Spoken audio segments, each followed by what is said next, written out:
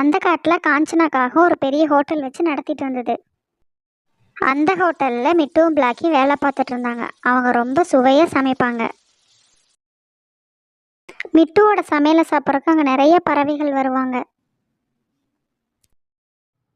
உங்கள் கடையில் சாப்பாடு ரொம்ப டேஸ்ட்டாக இருக்குது. இனிமேல் உங்கள் கடையில் தான் வந்து சாப்பிடுவேன். ஐஸ் வச்சது போதும், முதல்ல பணத்தை எடுத்து கொடுத்துட்டு கிளம்புங்க. காஞ்சனா எப்பவுமே இப்படி தான் பேசுவா. அதனால அந்த குருவி பணத்தை கொடுத்துட்டு அங்கேருந்து கிளம்பிருச்சு.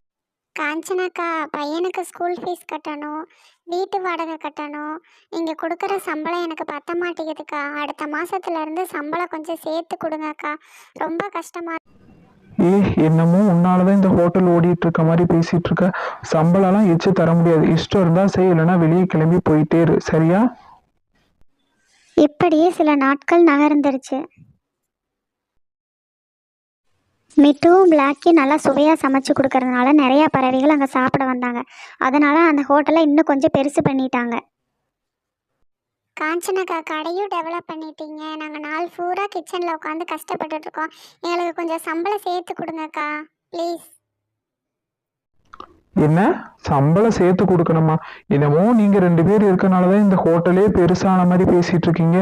சம்பளம்லாம் சேர்த்து கொடுக்க முடியாது. நீங்க 2 பேர் வெளியே போங்க. நான் வேற ஒரு பறவையை பார்த்தாச்சு.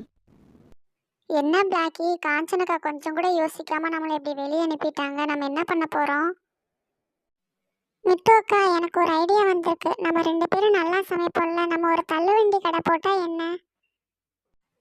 பிளாக்கி சொல்கிறது நல்ல ஐடியாவாக தான் இருக்குது. ஒரு டைம் ட்ரை பண்ணி பார்ப்போம்.